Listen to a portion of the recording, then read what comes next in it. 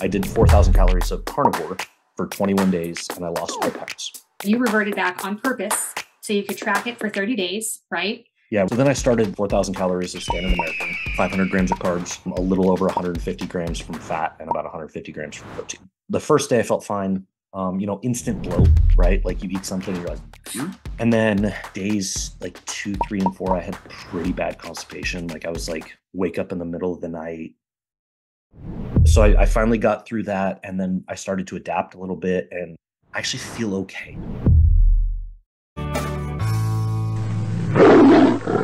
Hey guys, thank you so much for watching our videos. If you'd like to support us some more, you can explore our homemade natural skincare products at purelytallow.com. Thank you so much for supporting my small business. Hey everybody, welcome to the Carnivore Revolution. I'm Serena, and today my special guest is, you may know him as Carnivore JT on Instagram.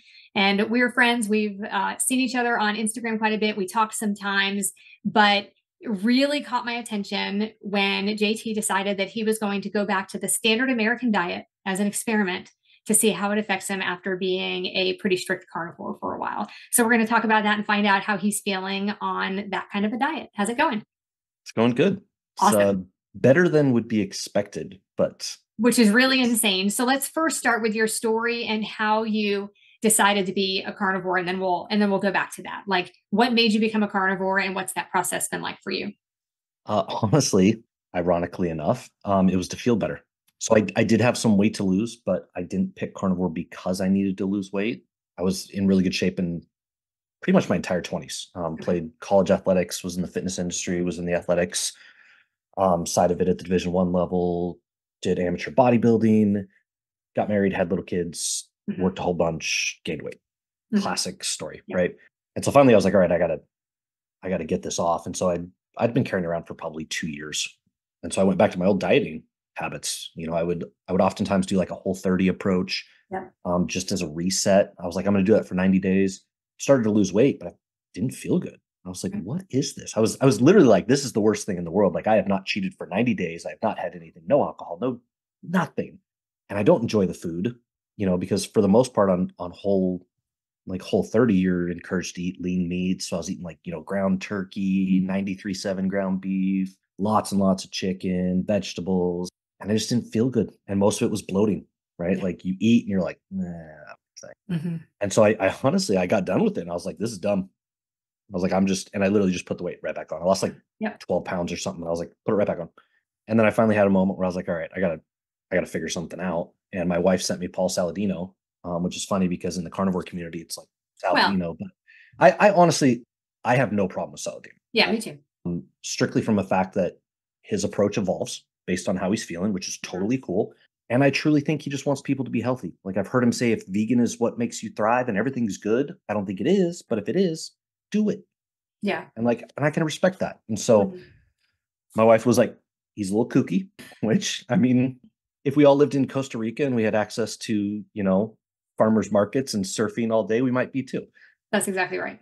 And so I was like, okay, I can get behind this from a physiological standpoint. Like I have a background in sports medicine. Like, so from a biological standpoint, I can get behind this. And I just instantly felt better. Like the moment I removed vegetables, and I wasn't even very strict, I would basically do it for meals. I would do like animal-based for meals. And so I started feeling better and I started moving more and I started losing weight and, everything just kind of cascade. And then eventually over the course of about a year and a half, I just kept tinkering with it and ended up in November going full carnivore and cutting out carbs completely, and honestly just feel way better. The moment I kicked the carbs and went complete fat adaptation, I want to say it's like a life-changing moment for me, but it completely removed that constant thought of food, right? Like, what am I going to eat? How much am I going to eat? What am I going to do that I need to eat for? And being liberated from that, especially from somebody with an athletics background, has been game-changing. So that's how I ended up where I am today. Okay. And so you've been completely full strict carnivore for how long? Since right after Thanksgiving. We did Thanksgiving, and the day after was when I went strict with practically no carbs. And like for anybody who's like, there are other people who go, I haven't had sugar in 5 years. Right. That's not me. I will do long stretches of having absolutely zero variation, But there are definitely times where, I'm going to go out or I'm going to do something and I'll have some alcohol or I'll have, bar food or whatever. Mhm. And I plan that in and that's totally fine. And I'm okay with that. So when I say strict carnivore, I mean 95% of the time for 2 weeks on end, I will not vary whatsoever, Okay. like not even a snack. Okay. But there are the times where I'll have cheat meals, for lack of a better term. Right. But you feel good, you've built muscle, you've lost weight, right? Yep. So then you did, except on purpose, you did what other people do. Like the thing for me that is so infuriating is people who are sick, right? People who have autoimmune diseases or they're pre-diabetic or they're diabetic, type 2 diabetes, people who are just always sick, always at the doctor, right? And they do the carnivore diet or any low carb diet where they give up processed foods and garbage and sugar and carbohydrates basically, and they get better and they lose weight and they feel amazing. But then they go back to eating their normal diet and they gain all the weight back and they feel sick again. And then they'll say the carnivore diet doesn't work. Pretty sure it does, because I'm pretty sure you felt good when you were doing it. Carnivore, keto, low carb, whatever you want to call it. You were doing great while you were doing that. And then you reverted back. So now you have done that, except you reverted back on purpose. So you could track it for 30 days, right? So let's talk about that, about your calories, about your macros, how you decide what you're going to eat. Let's talk about that. What are you doing right now? So I'll back up just a little bit. So it originally started with, I was going to do carnivore for 21. It was originally 30 days, but I cut it to 21 days of an overconsumption. Like I was going to force myself to eat to see what would happen because, the thing that goes around is calories in, calories out, calories a calorie. It's all the same. Ridiculous. Right? So I was like, okay, I'm going to put that to test because I'm genuinely like intrigued myself. I don't think I'm going to get fat. Right. Really, no matter how much I eat, but let's find out. And so I did 4,000 calories of carnivore. And when I say strict carnivore, the last 11, 12 days I called it the bovine diet. It was strictly from cow. Like it was, Okay. I had some dairy and butter just to get my calories in. And then I ate steak and ground beef. Okay. And so I did 4,000 calories a day for 21 days and I lost 4 pounds. Amazing. And I visibly lost it. And I actually held on to a little water because in the week after that I washed out, I lost another 4 pounds. That's amazing. So I was like, okay. And about halfway through that, I was like, all right, so now I have to compare this to what a normal person would eat. Yes. Even though I had not planned on doing that. I was like, the whole time I was talking to people and I was like, I got to do this to show that they're not the same. Like, Right. I don't want to, but I feel like I need to now. Right. So I had a week washout period where I just went back to, intuitively eating, for lack of a better term, where I ate when I was hungry. I ate what sounded good, which was strict carnivore. And I ate till I was full and I didn't track and I didn't do any of that stuff. So then I started what I'm currently in right now, which was 4,000 calories of standard American. And the way I structured it is I attempted to structure it based on what the estimates are for the standard American diet, which is 50% from carbs, 35% from fat, and 15% from protein. And so the way that in 4,000 calories matches up is about 500 grams of carbs, a little over 150 grams from fat, and about 150 grams from protein. And part of the reason I also structured it that way is if you take the thermic effect of those macros, it's actually higher on the standard American than it is carnivore. And people will go, well, protein's not equated for. I'm like, yeah, well, fat has a very low thermic effect. And I was eating a lot of fat on carnivore. Now that I'm eating a lot of carbs is about 10% as opposed to 3%. Yeah. It, washes out the fact that I'm eating less protein. And so I was like, all right, let's see what happened. Let's see how I feel. Let's see what my energy's like, my mood's like, my digestion, and see if this can be applicable to, a standard person when they're looking at the type of food that I eat matters. And so the first day I felt fine. Instant bloat, right? Like you eat something and you're like, and then days like 2, 3, and 4, I had pretty bad constipation. Like I was like, wake up in the middle of the night, like had to take laxatives. Like, but you were eating so much fiber. I actually wasn't. I was eating about, I was actually, because it'll track it in MyFitnessPal, and I was eating anywhere from like 10 to 30 grams because. Well, you were eating so much fiber compared to the carnivore diet.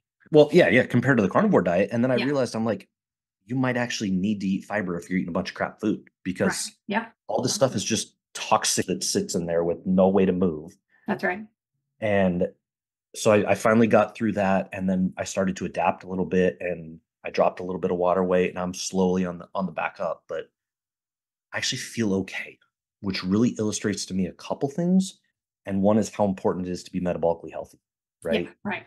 Because once you're metabolically healthy, your body is like, has a chance to adapt. And no, I'm not suggesting that people who feel great and are on carnivore go eat the standard American diet, because it's going to catch up with you. Like Exactly. at some point, your body's going to go, too much of this, and you're going to start having problems. But yeah, I've learned a lot of super interesting things eating this way as compared to carnivore in terms of, mental, physical, energy, all that kind of stuff. And it really just illustrates how much better I feel on carnivore. So I've seen some of your videos, but for people who have not, let's talk about the calorie thing, how you're making up those calories and the kind of food that you're eating now, because I watch you and it looks like you're eating just more of what somebody on the standard American diet eats, like, except that you're shooting for 4,000 calories. But the truth is, a lot of people on the standard American diet are probably eating way more calories than the 1,800 or 2,000 or 2,500 that they burn in a day, which is part of why our population is so overweight. And so you are eating 4,000 calories of the standard American diet. And so what does that look like? So the other thing that I was attempting to do is, it's estimated that over 70% of our food supply is ultra processed. Right. So I was like, I'm gonna go completely the opposite of the spectrum from carnivore. So I'm gonna try and eat as much ultra processed food as I can. Mm-hmm. And so in the beginning, it looked like, the frozen rice bowls from Costco. That's where a lot of my protein came from. Whey protein shakes. I do eat some beef just because I'm like, man, I gotta get something. I need something. Yeah. Which is funny because people will be like, yeah, you're still eating more beef than the standard American does. I'm like, you know what? Like at some point I got to draw the line. Yeah. But then I'm just trying to add, snack stuff that you'll eat. Pretzels, chips. I bought Twinkies just because people love to use the Twinkie diet. They're like, well, this guy lost weight doing Twinkies. I was like, cool, I'm going to eat Twinkies and get fat. Yeah. Pop-Tarts, candy sometimes, cheese, breads, pita breads, white breads, all that kind of stuff. And when I look at it, the other day I had like Stouffer's mac and cheese. And when I look at it, I'm horrified, right? Like I look at it, I'm like, oh my gosh, this is bad. Yeah. And then I think about like a typical American. I'm like, this is not far off at all. It's really not. Right? Like the snacking, people are like, oh, you're just literally stuffing your face with junk. And I'm like, I am, but I'm still getting a large portion of my calories from, a typical meal, like mac and cheese or a rice bowl or, a taco, or I'll take a pita and put steak on it with cheese. And like, that's not uncommon for a lot of people to eat who are not, conscious about their health. And so what I found is absolutely people are eating way more than 4,000 calories. So I tweeted out yesterday on carnivore, when I was doing the 4,000 calories, I often would get to the end of the night and I would have 900 calories to make up. Like, so I coined a shake, which is awful. And I do not suggest to anybody. People have been like interested in this. I'm like, don't do it. But I would take raw milk, or kefir, whichever one I had, the prime protein unflavored. So it's single ingredient, still carnivore, beef isolate, which is a great product, but it doesn't taste great. Like when you don't have any like flavoring stuff, it doesn't taste great. And then I would melt butter to whatever calories I needed. And sometimes I'm melting 5 tablespoons of butter and putting in this thing. I've been there. I've done that. And so I'm like, I am going to an extreme just to hit 4,000 calories because my body is saying, no, you don't want any more. And I'm having to like override this in order to get it in. Yesterday, I blew through my 4,000 calories by 3:30 in the afternoon and literally had to stop eating the rest of the day. And I wasn't even trying. Like I'm trying to pace myself so I don't run out of calories. And at 3:30, I was like, oh, that's got to be under, right? Ate it, ended up 300 calories over for the day. And at 3:30, I'm like, cool, I can't eat the rest of the day. And so I'm like, this is so polarizing to carnivore where I have to force myself to eat. And on standard American, I have to force myself not to eat. And 4,000 calories is too much for literally anybody who's not an athlete. Right. Like if you're not an athlete, you don't need 4,000 calories. Right. Like that's just a fact. And so, you combine the types of foods that we have in our, diet culture and the, all of this, and it's super easy to see why we're obese. Those foods are not filling. And even once you think that you're full, they bring out the dessert and you still want that. Those foods don't keep you full in a way that keeps you satisfied. And even after eating 1,000 calories of that kind of stuff, couple hours later, you're hungry again. And that just doesn't happen with a steak. Yeah. And it's people love to argue about satiety, and they're like, the definition of satiety is literally a feeling. Like, yeah, but you don't understand. Like, when I'm eating a steak, it doesn't matter what it is. It can be a ribeye, right? The best cooked ribeye in the world. I love ribeye. I'll eat ribeye to the day I die. If I get to a point where I'm full, I stop. Doesn't matter how much I have left. That's right. I could have half the steak left. I could have 3 bites left. Right. I stop. Like, I am no longer interested in eating this food. Yeah. When you're eating these hyper palatable, ultra processed foods, which are literally engineered to get you to overconsume. What's the Pringles logo? Right? The catchphrase. Once you pop, you can't stop. Yeah. They literally tell you. They're and like, ladies, you can't eat just one. Yeah, right. They are literally telling you this is what we're doing. And when I would eat, so I'll eat and I'll go, okay, I'm not really satisfied, but I'm not really hungry, but I could definitely eat more. Right. And then I snack. Right. I don't snack on carnivore. Eating this way, it's always like I could literally eat 24/7. Like, there's no point that my body goes, nope, no more. So it's super wild to see the difference. And I think it really, I dropped a video, I think yesterday, where I'm like, we literally just discount the role that hormones play, our satiety and hunger hormones. Yeah. And when you actually get those on track, like, it changes everything about how you eat food and how you view food. Yeah. Yeah. So let's change the subject for a minute and talk about the calories in, calories out thing, because as somebody who has experience with that, somebody who has studied that, can you explain to people who are still pounding that in, calories out? It doesn't matter how much you eat, you're going to either lose or gain weight depending on how many calories it is. Can we talk about why that's not the way that it actually works? So I love this one because people conflate these like all over the place. First and foremost, calories in, calories out is not a thermodynamic principle. Like, it is not thermodynamics. Calories in, calories out is a tool that the energy balance model of obesity uses, and it is rooted in thermodynamics. And people will just like get super confused about this. Thermodynamics is you can't create or destroy energy. Nobody's saying that you just destroy energy. The energy balance model is super rudimentary, in my opinion, for a couple of reasons. One, everybody uses it to talk about weight loss. It's actually a model of obesity. It's a model that's attempting to explain why Americans are obese. And that model simply states you overconsume energy, you don't burn enough, you will gain fat. And that's calories in, calories out, right? You eat more calories than you burn. Problem is, it's a retrospective summarization of what happened, right? It's not predictive, which a scientific model needs to be. And so what people will do is they'll put you on an online calculator, which is wildly inaccurate. And then they will attempt to predict what's going to happen by restricting your calories. And then if that doesn't happen, then they use calories in, calories out to explain what happened. Oh, well, you must have been eating in a surplus, or you must have been lying about your caloric intake, or you must not have been moving as much as you think. And so it's just this flip-flop and forth, back and forth, that somebody who's entrenched in it, you can't disprove, because all they do is just go back to thermodynamics. Yeah. And they say, well, see what happened? This has to be explained by calories in, calories out. Long-winded, doesn't make sense to a whole lot of people what I just said. The basis of it is calories in, calories out equates all calories the same. And it also has this fundamental belief that there is a very minimal variance in how many calories you burn a day, right? Unless you go out and run a marathon, the calories that you burn in a day, your maintenance calories are all going to be pretty close, regardless of hormones. And I think that is where the huge issue is.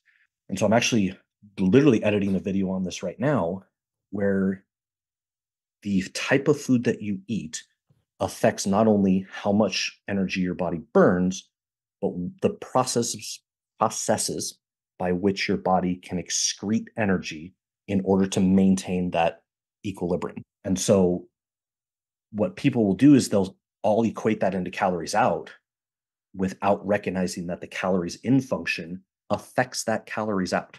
And I apologize if I'm getting like too like scientific with it, but it's this lack of nuance in the fact that the foods that you eat will absolutely affect not only your daily energy expenditure, but what your body does with those excess calories.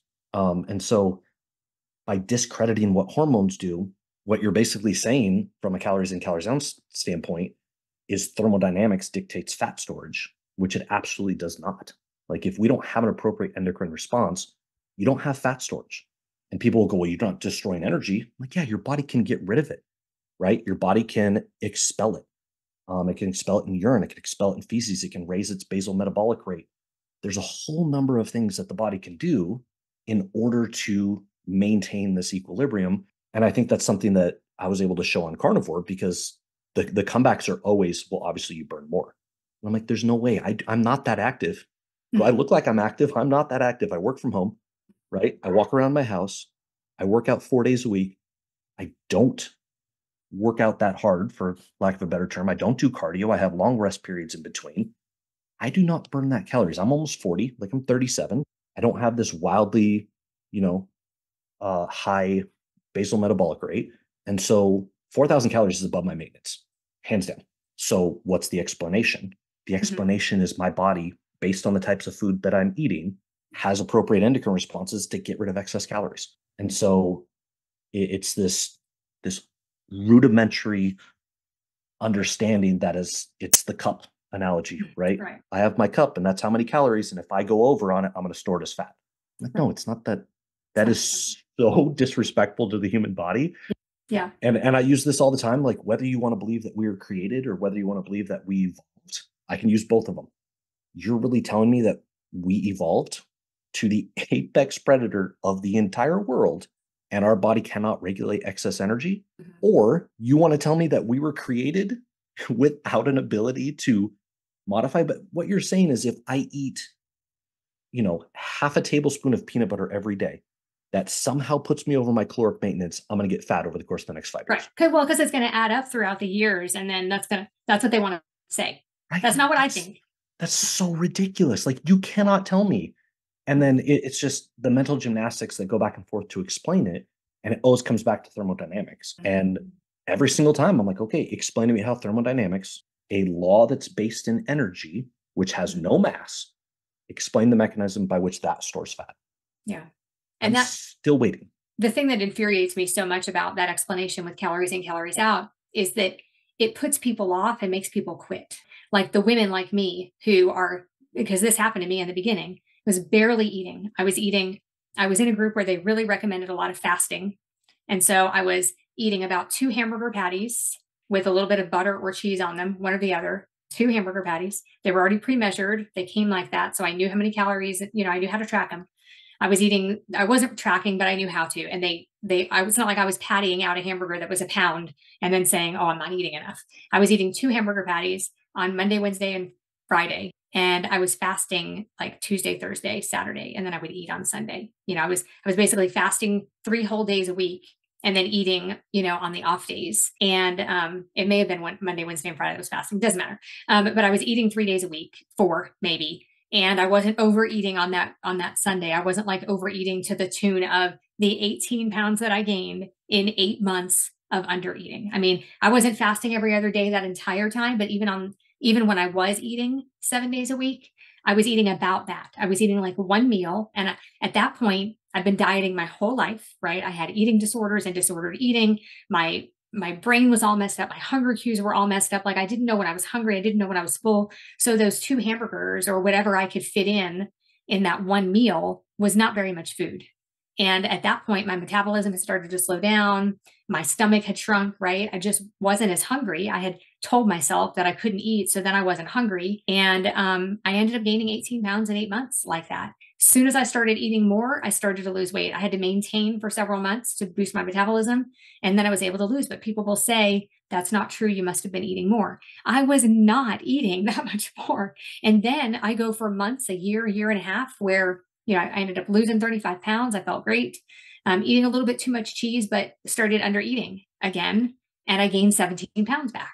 And I know that I was under eating because I know myself. And I know that if I let too much time go where I'm not tracking my calories, I tend to just like skip breakfast and skip lunch and eat, a couple of hamburgers with my family at dinner time or a steak with my family at dinner time. And I have this mental thing that like, if a 24-hour fast is good, then a 36 or a 48-hour fast must be better. And if only eating 2 meals a day is good because you're getting some intermittent fasting in, if I just eat 1 meal a day, that's got to be better. Like I have this whole, weird thing going on in my head, like that OCD, and that way I'm like an all or nothing person. So if I'm not tracking, I tend to undereat and then I gain weight.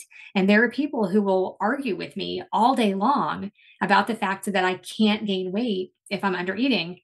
But also, I've done a 72-hour fast and weighed at the end exactly what I weighed at the beginning. So I know it has happened to me. I've done the science experiments on myself, and I know that it doesn't always work like that. Hormones play such a big role. And what we've done to our body in the past, how we've treated our body in the past, is your body scared a famine is coming? Because mine is. My body is always scared a famine is coming. And if I do that for a long time, and then I eat more, I immediately drop a couple of pounds. And women especially have such a hard time understanding that they have to eat more. Somebody contacted me this week. She cannot understand how eating more than 1,200 calories is not going to make her gain weight when she can't even lose at 1,200 calories.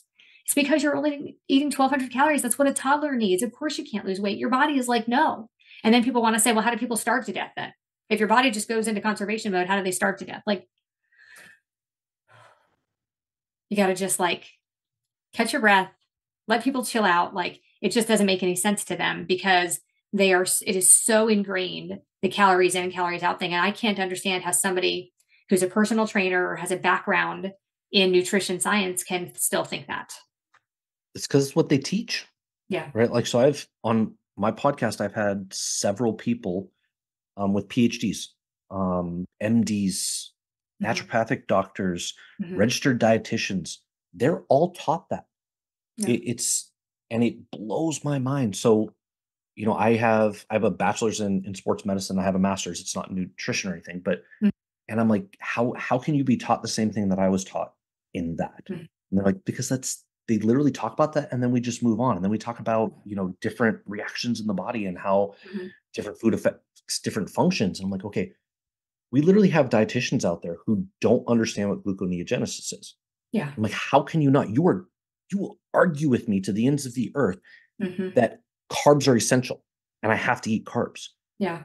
Like, if you want to argue that you think they're more beneficial to eat them versus not, we can have that discussion. Yeah. You cannot tell me this is basic physiology. You cannot tell me that they're essential. Like, our brain needs glucose. Yeah. I'm like, do you really think we don't have a process by which to get glucose to our brain? Like, that's how we're still here as a species. Yeah. I'm like, this is so mind blowing. And so when you have authoritative figures, like you go ask the standard American and you would go, okay, if you want nutrition advice, who would you go talk to? The standard is probably going to say an MD. Anybody who knows a little bit is probably going to be like, well, a dietitian. And then people who are familiar with the space would be like, oh, I'd probably go find a PhD. I can find you an MD, a dietitian, a PhD who all think that carbs are essential and that fat loss just comes down to thermodynamics. Yeah. I'm like, you wonder why people are so confused about it, right? And then I get on there and make videos and you have this, every Yahoo out there will come and say, well, you don't understand what you're talking about. That's right. And I'm like, how are people supposed to expect to get any of this information? And then you go one step further and you find trainers who have huge reach, 700,000 followers. And they're like, you can lose weight eating sugar and we'll eat sugar out of a bag to show you can lose weight. I'm like, cool. That doesn't help anybody. No, it doesn't. And most people aren't metabolically healthy. So just because that doctor can lose weight just eating sugar, most people in America are not metabolically healthy. A lot of people will lose weight in a calorie deficit, but there are so many people that hormones and other things just play such a big role that it's dangerous to tell people that, in my opinion, because I have seen so many people walk away from a healthy diet, from keto, ketovore, carnivore, something like that, because it's not working. And they have been told so many times in their life, and when they Google it, it comes up that they should eat 1,200 calories, and then they're not losing and they can't understand, and they give up and they go back to the standard American diet and they're 1,200 calories so they can lose weight on salad instead. Yeah. We have one end of the spectrum which thinks we know everything, right? And then we have one end of the spectrum that doesn't think we know anything. And somewhere in the middle, we have to come to somewhat of consensus, but nobody can agree on anything. And, especially my biggest issue, I honestly don't care what you eat.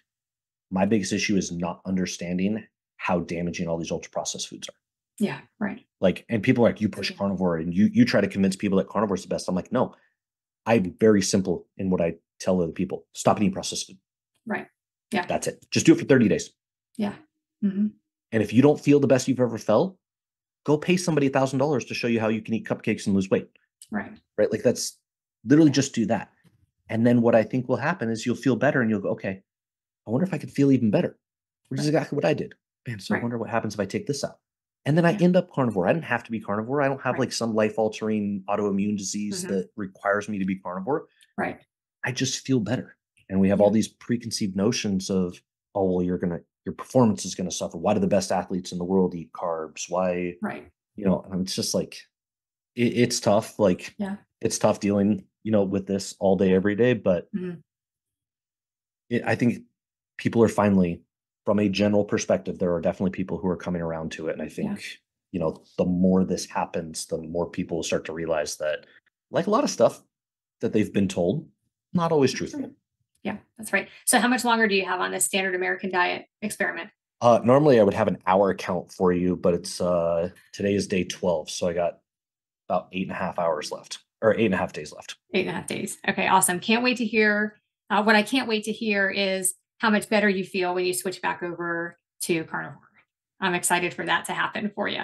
Yeah, it's the biggest thing is like consistent energy. I started drinking like Mountain Dew. Pains me to even say it. Like I feel dirty even saying it. Yeah. And so I'll get these like bumps in energy. I'm like, woo, I feel great.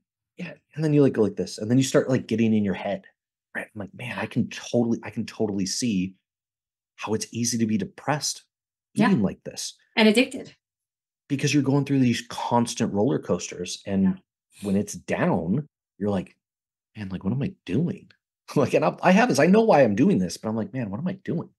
Yeah. This is weird. And then it's, 11 o'clock at night and I'm still awake. And normally I'm asleep by then. I'm like, man, I'm like not really tired. Yeah. And then like, luckily I'm still sleeping okay, but I know it affects a lot of people's sleep. And then they wake up and it's just this horrible cycle of, dealing with this food. And man, if you guys could just like realize what consistent level energy and mental clarity is, like, you'd realize that no, you don't actually feel good and this is not normal. That's right. Yeah, that's the big thing. Okay, JT, tell people where they can find you.